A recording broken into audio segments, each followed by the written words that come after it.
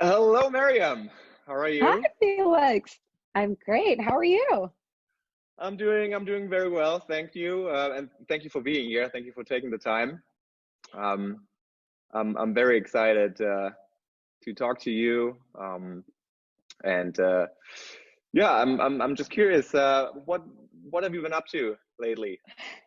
Thank you so much for having me on your daily show, Felix. I'm so excited to be here.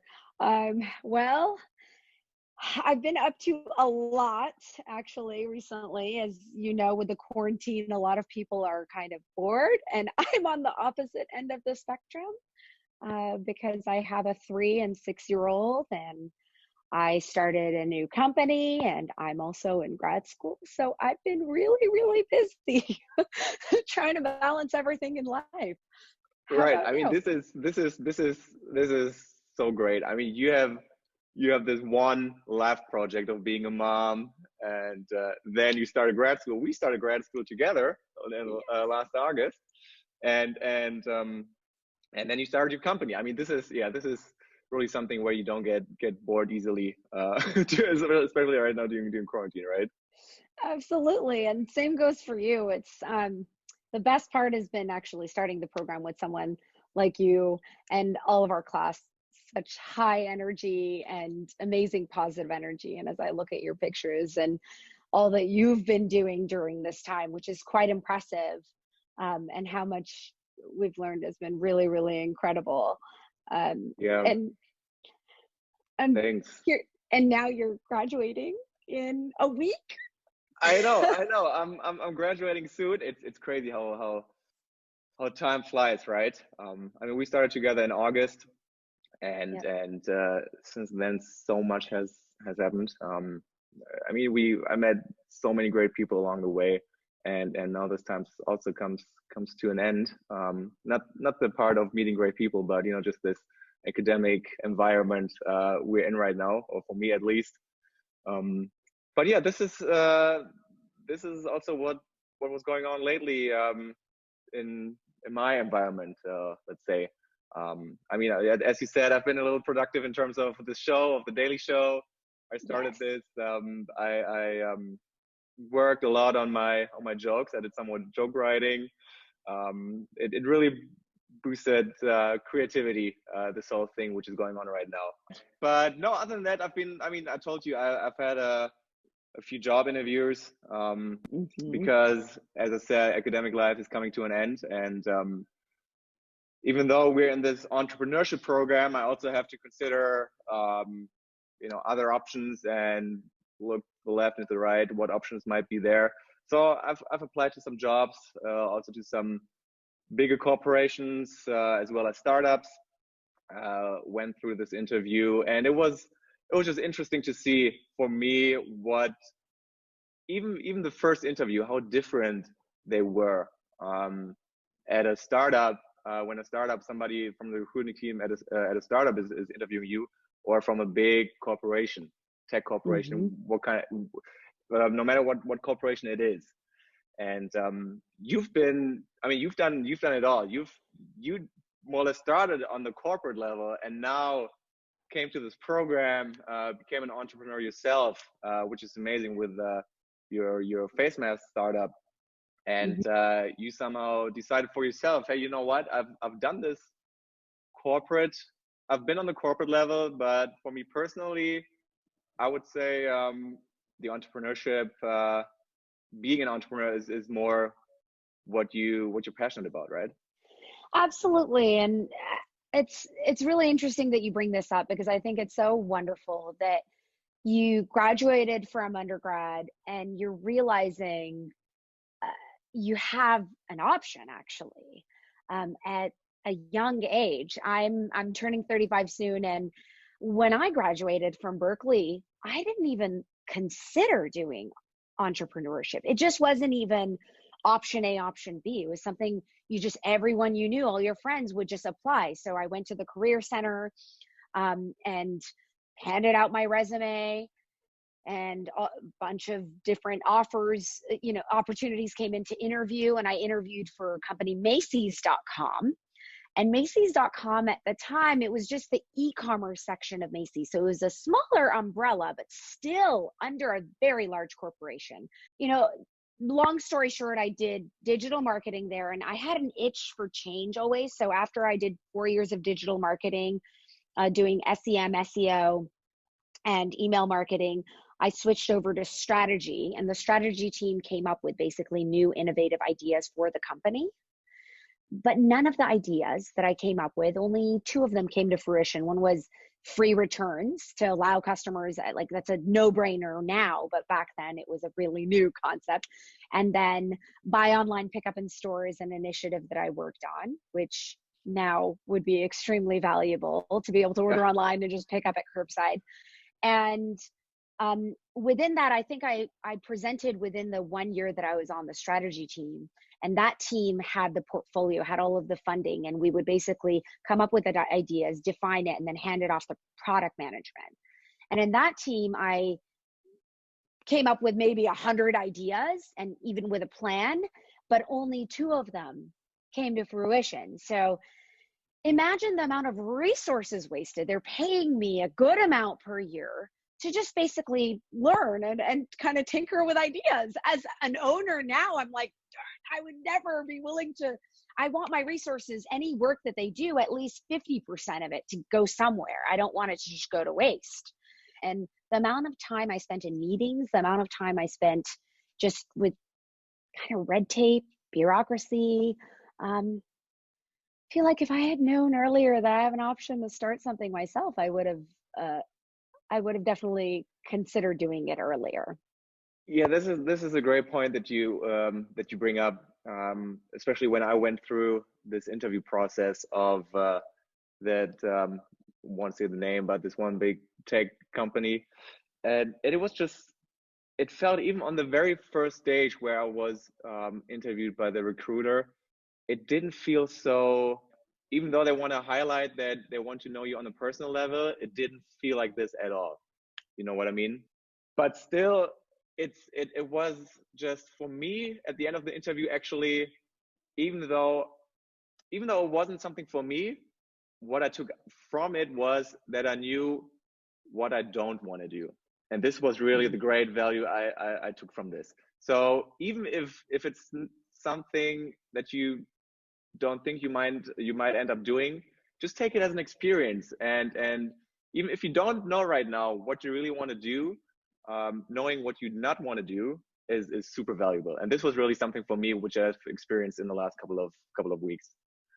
I think that's so wonderful that you went through that experience. And I went through it last year again. And when we moved to LA, I decided I'm going to interview for large startups. And I'll mention the name. I interviewed with Google last year, and the experience emotionally. So this is how I felt. So right now, I have a lot of intrinsic motivation. I really don't care what people think about my company.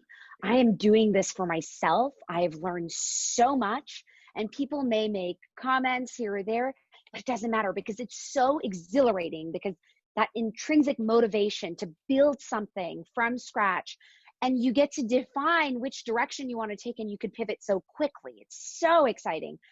Whereas when you're working, or even just the process of interviewing at a large company, it's all about the external validation and the external extrinsic motivation. If you think about it, like the way that you feel like you're constantly being judged. So when I was going through the interview process, there's this thing called PM. It's a website where most people spend about 6 months, and they go on Slack and they send each other interview questions. They do mock interviews. They spend more time. They spend so much time practicing an interview. They could be starting a company and making an impact on the world. They really could be doing many productive things, but they spend so much time preparing for these interviews, and it's a highly robotic experience. And as long as you could be a terrible employee and be really good at interviews, and there were many people that I hired actually that were not so great at interviews, but for me, like I felt like they were a cultural fit when I worked for a big company. And it worked out so beautifully because we were able to have those open conversations. Because in the end of the day, no matter where you work, it's about how you get along with your team Right. and how you're able to work together, because you spend more time with people you work with than your own family. Yeah. So I completely agree with you. And I don't want to constantly feel like I'm being judged by someone externally, like reviews, peer review, like the reviews that you do now. Progressive companies are doing more reviews where you also get to review your boss and give feedback, but rarely does that even matter. Like, your salary depends on what another person thinks of you. Yeah. And That's is that fair? Is that, that's that is true. And yeah, so there are two kinds of people, and I am not saying that one kind is type this type is better than the other, or what Mhm. you're doing here is better or worse than what person B is doing. But it's just your personal preference and with what you get along the best, you know. So I mean, there are people who love actually working for somebody, working in this big corporation, having this security and all that comes with it, which is totally understandable. But then there are also people like you who on purpose then rejected great job offers to take this path of actually more uncertainty and insecurity. But it was just this, yeah, inner drive that you have, and this feeling when you come up with your own company and your own ideas and you work for your own visions. Because I think at the end of the day, when you work for somebody, even if it's a great position, you always start living or working on somebody else's dream. Beautifully said. Well, That's yeah. so well said. So I have to say, I have the luxury to be able to do this. If, let's say, if I was a single mom, and so here are the perks to working for a large company: health insurance, especially in a country like America. Not everyone gets health insurance. You really have to work for a company to get affordable health care. But there are benefits to that, and you're guaranteed to get the same amount of paycheck month to month. That's what even brings up, my husband and I were going for a walk yesterday, and we were talking about this, and he works for Hulu, and I was saying, what are the benefits for someone who just graduates from college? What are the benefits for them to work for a big company? And he said, well, like the engineers that work on my team, they get to learn on the company's dime.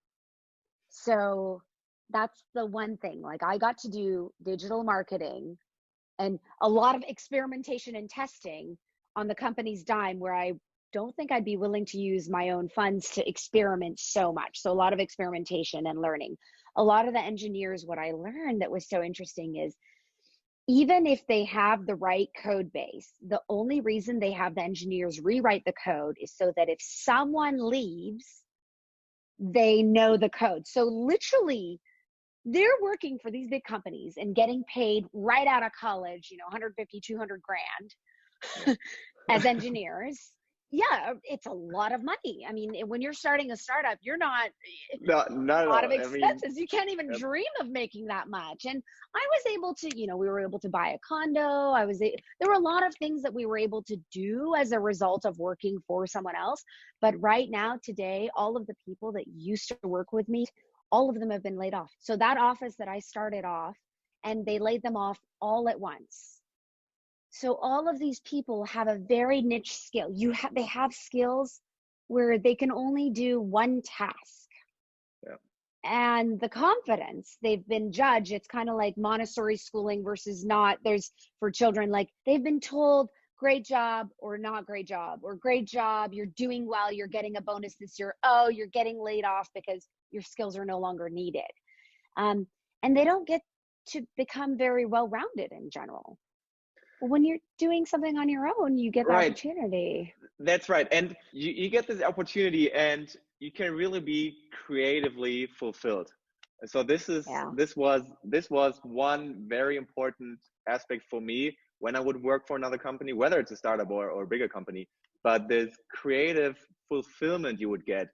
I mean, this is something I believe you would never get working for somebody, because even though your supervisor, your boss might say, hey, come up with great ideas, you can be as creative as you want. At the end of the day, she or he is the one who makes the last call and who says, this is the idea you can work on. I don't like this idea, maybe this one, but maybe give this idea to, another employee of the company, and you guys could work on that. So if you have this real drive for one idea or several ideas, some creative things you came up with, you always have to wait for this final improvement from your boss, and if you work for yourself, if you think, hey, this is a badass idea, I just go with it. Even if you fail, who cares in the end? You just did it. You started. And this is what Tommy in our class always highlighted. Just give this extra 2%, which differentiates you from most of the other people. Those extra 2% that you just, this doer, this action taker, this man and woman of action, and just pursue it, and don't ask for validation, don't ask for approval. If you have something, go ahead and do it, because this is something in the end, as I said before, you can barely do working for somebody else. You might fail, and as we know, the statistics are there, 4 out of 5 startups fail within the first 3 years, I think it is. But what is it that still so many entrepreneurs want to start their own business? I mean, the odds are heavily against entrepreneurs if you just look at statistics, right? It's crazy, but still so many people come up with new ideas. And some might say, hey, this has already been invented, this is not a new idea. But you don't always have to reinvent the wheel, right? So this is also what I thought. This is also the difference between innovation and invention. Innovation basically is just take something that already exists, but somehow improve it, make it better, and this can be the next big thing. Invention obviously is something you invent, which has not been there before, which is also still doable. And there's tons of inventions coming up each day. And I really want to quote Paul from our class, who said that in 1901, I think, was the commissioner of the Office of Patents in the US, who resigned because he said, well, I don't think that anything will be invented anymore. And this is pretty much it. And this is why he resigned. 1901, the commissioner of the US Office of Patents. And here we are in 2020 now, and one next big idea after another comes up. That's so interesting. No, you have it right on. And to be an entrepreneur, it doesn't necessarily have to be a disruptive idea that transforms the world or changes the customer blueprint, as one of our professors, Christina, always said. Like, yes, there are a lot of disruptive and transformational ideas, but you can be an entrepreneur. Every restaurant owner and anyone who starts a business that may be out there, but they may be offering either a unique product or a unique service. They might be offering something special within their service. It may be a community that they may be offering. And I agree with you. That's true. And even if you fail, again, because failure is this one big thing. I mean, everybody's trying to get into your head with what happens if you fail, right? Mm-hmm. You might fail. What happens? Okay, so you fail, but make sure that you fail fast, that you learn out of your failures, mm-hmm. right? And then start with the next thing. And again, I just turned 27 now, and just becoming an entrepreneur or doing what you love, or pursuing your idea, I think this is really now the time. Let's say it this way. There's no age requirement, right, for starting something. Especially if you're young, you still have lots of opportunities, and you don't have those responsibilities, right? I mean, your backpack that you have on, your life backpack, let's keep it this way, just gets heavier and heavier the older you get, it does. Family, maybe other jobs, kids, I mean, this backpack of responsibilities just gets so huge, and you really have to incorporate this and think about that when you say, maybe it's not the right time right now to do something, I'll just wait for another year or two and then it's the right time. No, the right time is now. Yeah, the right time is today, as Tommy says, not mañana. And you do have less to lose when you're younger. Like for me, it was different. I was fortunate enough to have my husband is working and able to support and pay the rent or mortgage. And yeah, as you're older, for example, I have to pay for preschool for my children, and I have to pay, for schooling and education, all the classes that they're taking. You're right. I can't stop that, you know? Yes, sorry to interrupt you, but this is so interesting. I mean, you're a badass mom, really. I mean, this is like what you accomplished throughout this program, and also being a mom and a wife. I mean, this is fantastic. So how is it really starting a company from scratch, also going to school, going to grad school, to business school, and also being a mom, a caring mom? I mean, your kids love you. That's everybody can see that. I mean, every time we had Zoom classes, your kids came in and they were super fun. We met them in person. They're super cute. I mean, what is this life of being the mom? And this is pretty much a company itself when you think about it. You're managing, you're pretty much managing two people, let's say three people with your husband, maybe two, right? Yeah. Is this like my husband's a third child. No. It's like a small startup you have there. No, it is. I remember when I was just full-time mom and I was not doing anything else. I remember it being the hardest thing because you're constantly, taking the children to the museum. It's one thing after another. I have my cleaning schedule. Like Friday night, I clean the floors. Like now we can't even have house help. So it is challenging. But one thing that I've learned, which is what I've been curious about your childhood, I see my daughter right now. My 6-year-old, my 3-year-old, not as much, but my 6-year-old came to me and she said, Mommy, I want to start 2 businesses. And I said, okay, what is it? And one is she wants to do her own greeting cards, and she calls it like Nadia Renee cards. And she's selling it to us so that she's like, stop buying cards from CVS. I'll make your cards. I'm like, fantastic. And she started doing script writing, and she noticed I had flyers. So she's like, Mommy, I want to make my own flyers for my story that I'm writing. And she wanted to post it on the wall. So if I was in my own company and I would be working in the office, she would never see what I do. I would never talk about it because it's not interesting enough, right? I would be on my computer, and previously she used to say, Mommy just works on the computer. And I'm curious to know, how did you, when you grew up, and I see this making an impact on her, that she has naturally, she's learning about entrepreneurship as a result of modeling. But if I worked for a company, she would say, Mommy works on the computer. She thinks my husband sits and watches Simpsons all day. She's like, Papa works at Hulu. He watches Simpsons all day. So she doesn't understand. Maybe he does, Maybe he does, maybe. But I'm wondering, how did you grow up, and what inspired you to join the entrepreneurship program and to start the Deyly show and the comedy, which I would love to, share as well. Of course. Thank you. Well, I grew up in this environment already of let's say entrepreneurs. My mom, she started working as a professional model, with 16. She moved out with 16. She went to New York, started her modeling career.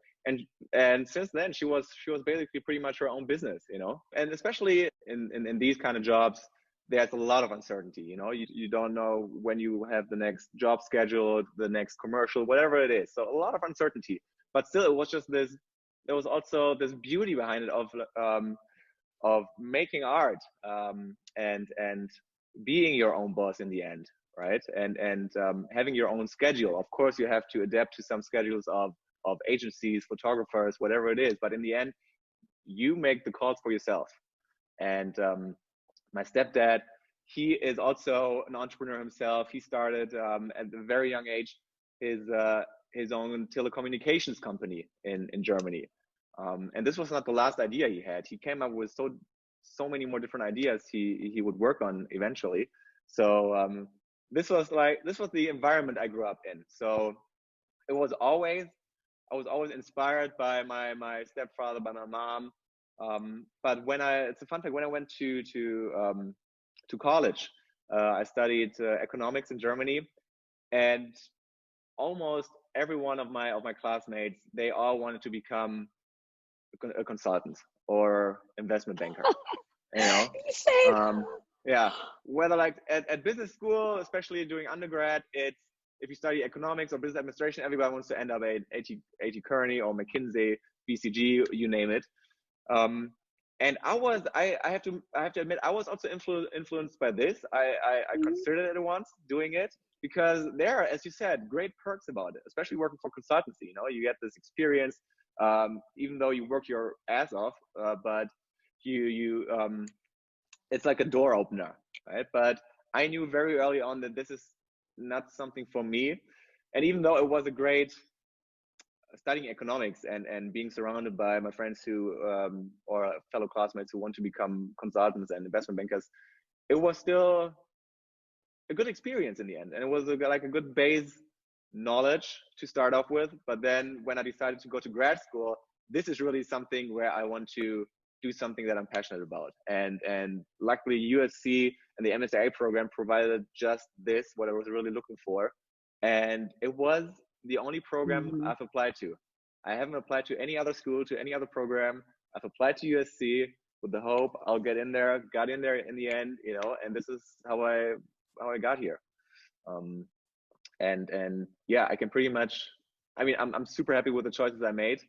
It wasn't. It was also super bumpy. I had some rough times, but you know, life is in the end everything but a straight line.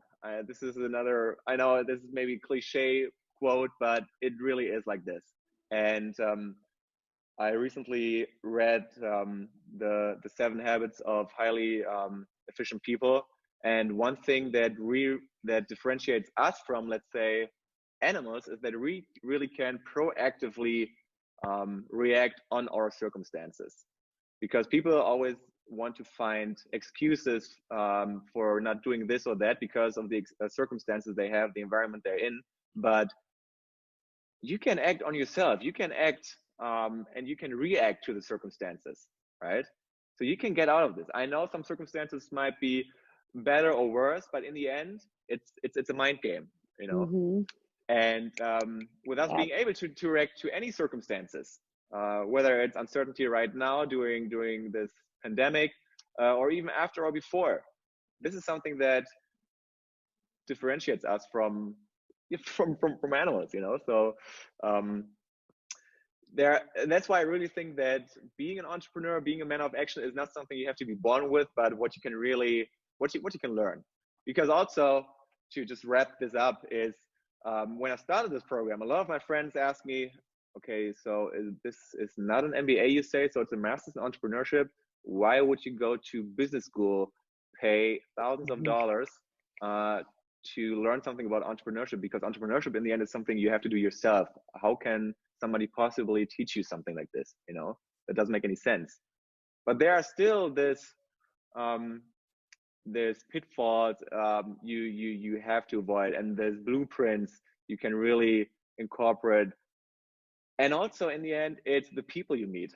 I mean, the people, you know, our core. We love our core, right? And we are, Mhm. even though every one of us is so different, we Mhm. still share the same values and visions, and this is what it makes so unique.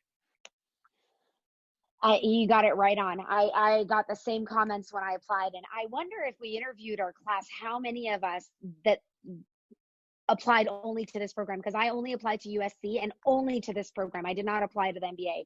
And I Yeah, see the difference in the people presenting. And one thing about entrepreneurship, there's two routes to take.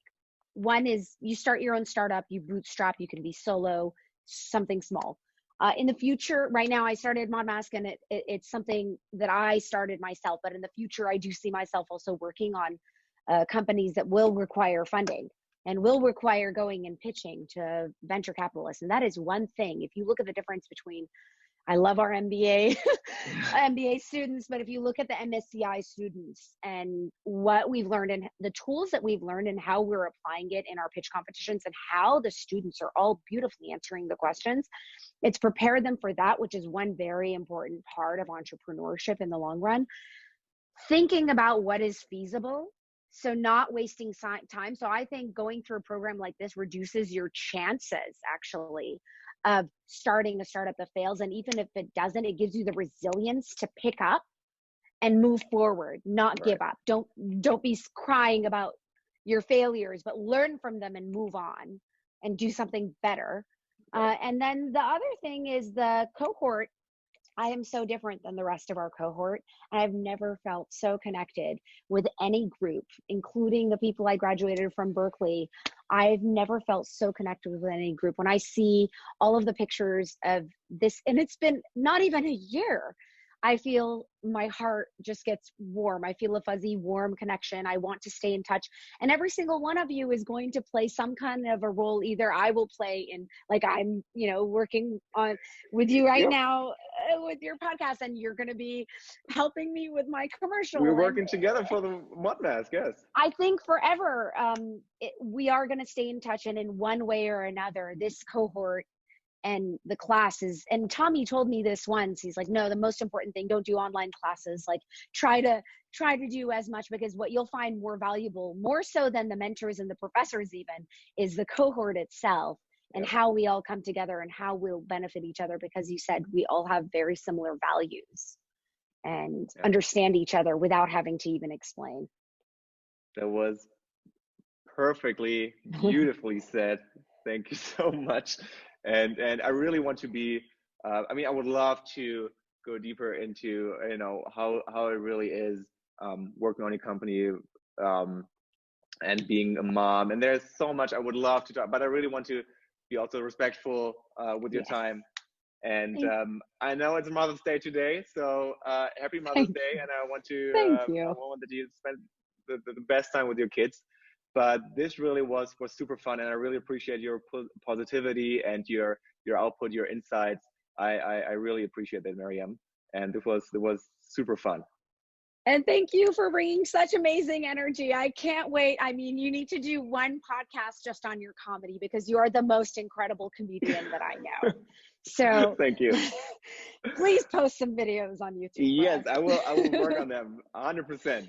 Okay. Okay. Thank you for your Mariam, time. thank you so much. Bye.